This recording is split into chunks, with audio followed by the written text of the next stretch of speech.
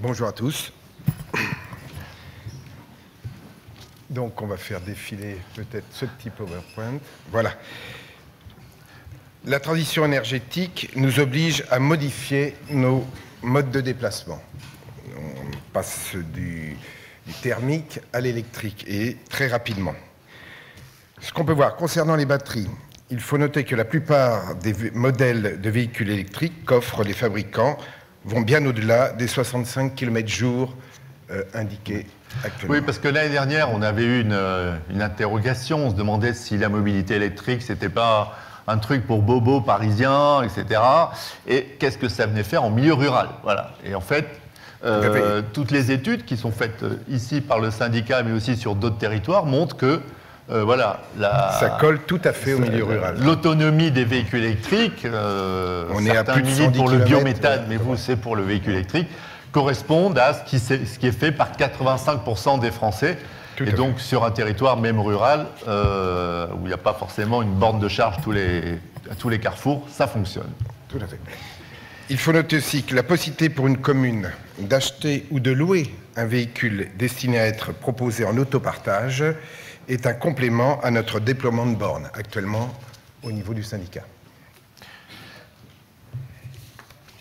Donc, on revient rapidement, parce que vous aviez été très explicite sur le sujet l'année dernière, sur les caractéristiques du véhicule électrique. Essentiel. Il faut rappeler que le syndicat d'énergie de Lyon a participé, comme 3 autres syndicats, au premier France Tour électrique. 2 élus ont piloté durant une semaine la Nissan Leaf du syndicat. Il y avait donc Robert Mélin, ici présent, et moi-même. Nous avons réalisé une consommation moyenne de 12 kW au 100 km. Le silence dans l'habitacle nous a permis d'atténuer la fatigue accumulée par 9 heures de conduite journalière. Il faut noter... Ce qui est intéressant, c'est de dire que vous avez donné de votre personne, oui, si je puis dire, tout à fait. puisque vous avez été l'ambassadeur du syndicat pour le France Electric Tour, qui a rejoint Auxerre à Bordeaux, je crois. Oui, en passant par Vannes. En passant par Vannes, etc.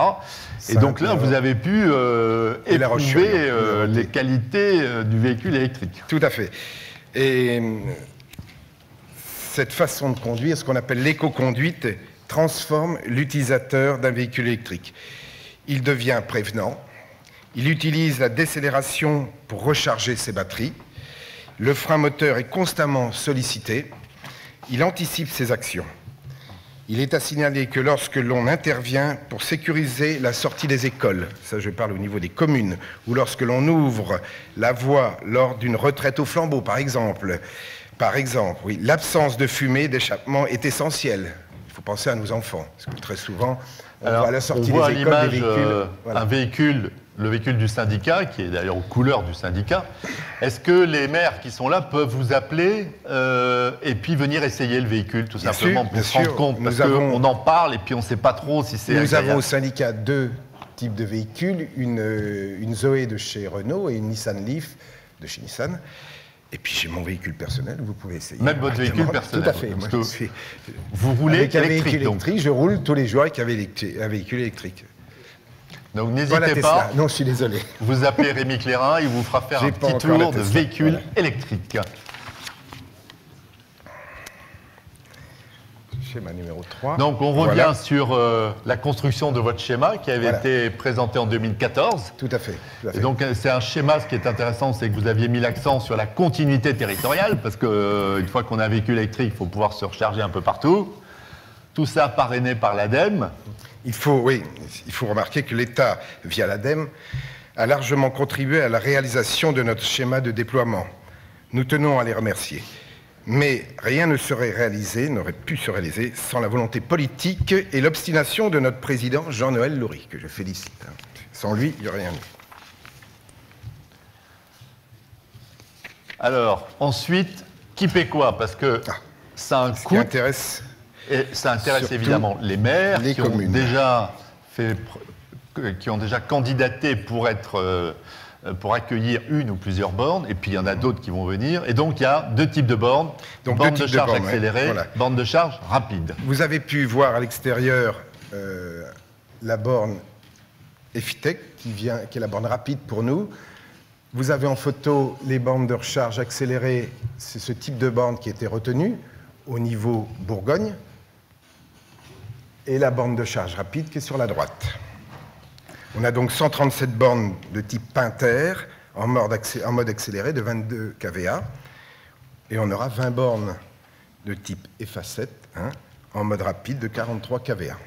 Alors, ce qu'il faut préciser, effectivement, c'est que l'ADEME, sur la base de votre schéma, vous soutient à hauteur de 157 bornes. Tout à fait. Sur la période 2015-2017.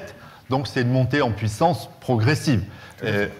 Aujourd'hui, il y a évidemment plus de 30 communes qui ont déjà renvoyé leur dossier. Les 30 premières ont été... Les 30 premières. C'est les 30 premières que vous allez installer à partir du 1er décembre. Tout à fait. Le coût de l'installation, vous l'avez vu, pour les communes, c'est ce qui est le plus intéressant, revient à 1 800 € pour une borne accélérée et 6 000 € pour une borne rapide. Et donc... Des maires qui désirent aussi apporter un dossier peuvent le faire encore maintenant, c'est ouvert, vous pouvez contacter le syndicat. Et donc vous qui pilotez cette politique énergétique au nom du syndicat, vous avez travaillé en lien avec les autres syndicats bourguignons. Oui, nous et sommes vous êtes le chef de file pour avoir un groupement d'achat et des meilleurs prix sur les bornes, évidemment. On a des représentants du CICECO et je crois de la Nièvre qui sont dans la salle.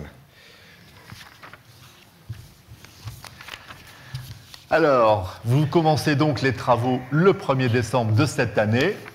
Et là, on a une carte avec les 30 premières bornes en fonction tout simplement des 30 premiers dossiers que vous avez reçus.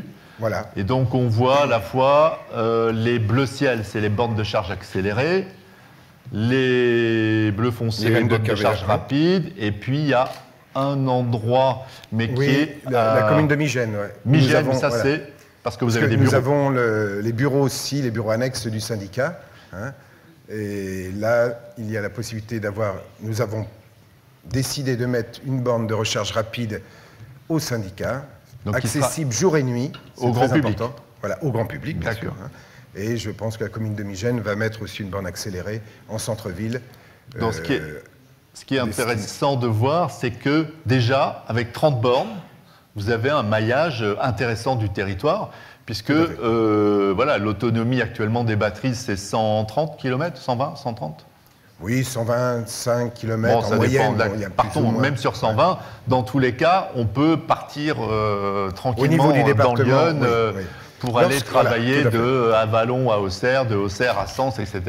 Ce qu'il faut remarquer quand même pour le département de Lyon, et par rapport à d'autres départements comme la Vendée ou les départements bretons, nous proposons quand même un développement de 20 bornes rapides, ce qui est très très bien.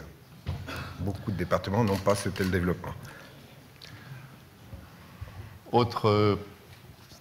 Alors, ce dont on peut parler aussi, c'est que ce qui est proposé, la subvention qui est proposée par le syndicat aux communes est pour l'achat, mais aussi pour la location. Vous pouvez louer. La commune peut prendre en location longue durée un véhicule, elle aura droit aussi à cette subvention. Ce qui n'est pas du tout inintéressant vu l'évolution rapide. Votre dada, c'est de dire le véhicule électrique, c'est très bien en milieu rural. D'abord parce qu'on peut se brancher à la maison, donc c'est pratique, tout le monde a une prise. Deuxièmement, on a une autonomie suffisante pour aller travailler, etc.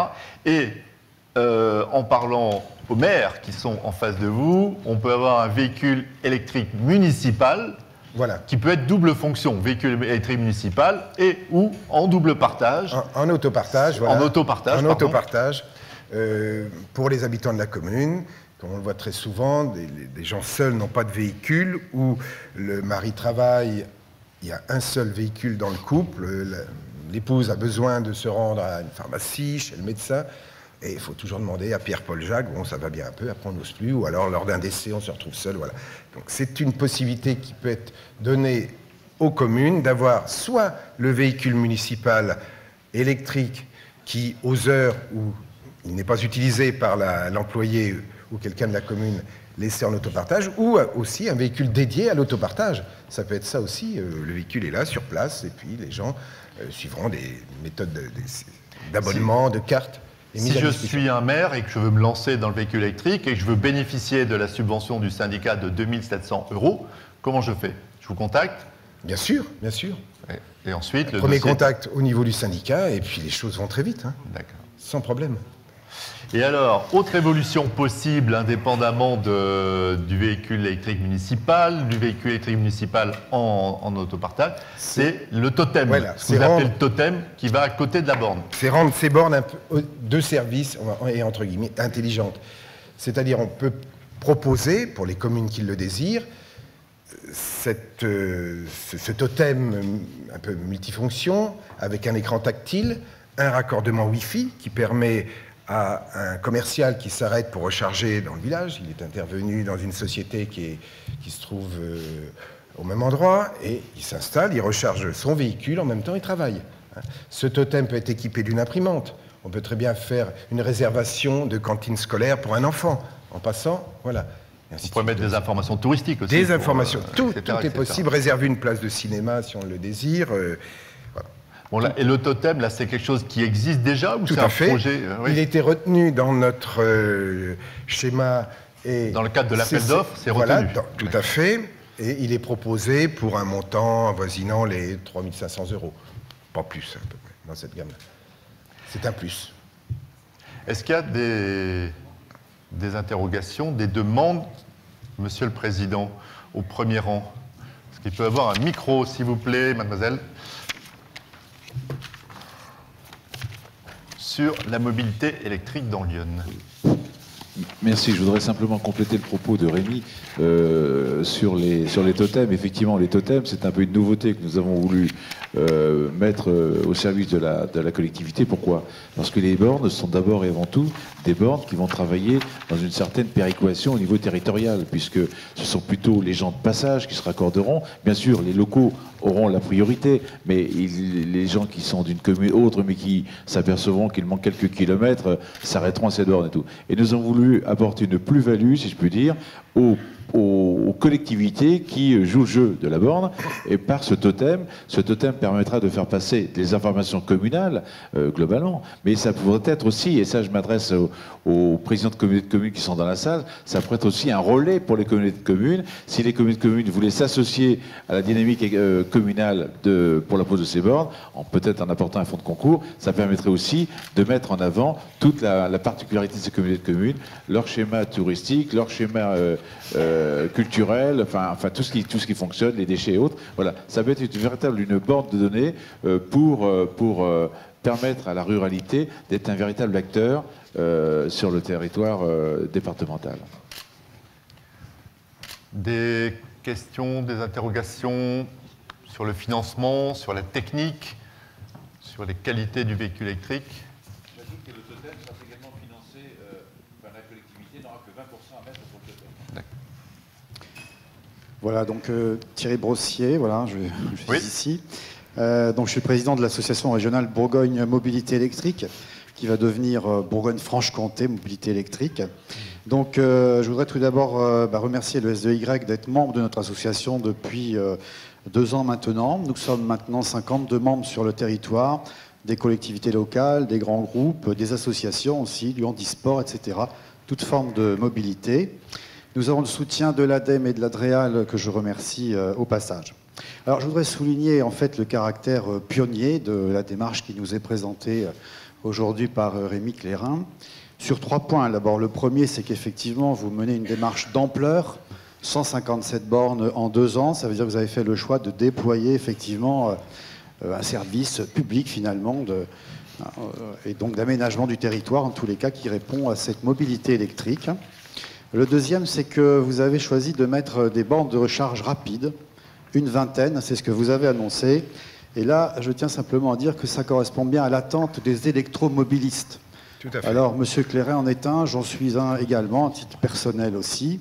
Et en fait, tous les utilisateurs de voitures électriques qui souvent ont acheté des véhicules en 2e véhicule en sont tellement contents qu'ils veulent aller beaucoup plus loin que l'autonomie qui est proposée, hein, là 150 km environ, et ils ont envie d'aller beaucoup plus loin. Et pour aller beaucoup plus loin, effectivement, la réponse, c'est donc bien des bornes de charge rapide, pour pouvoir reprendre rapidement un complément d'autonomie.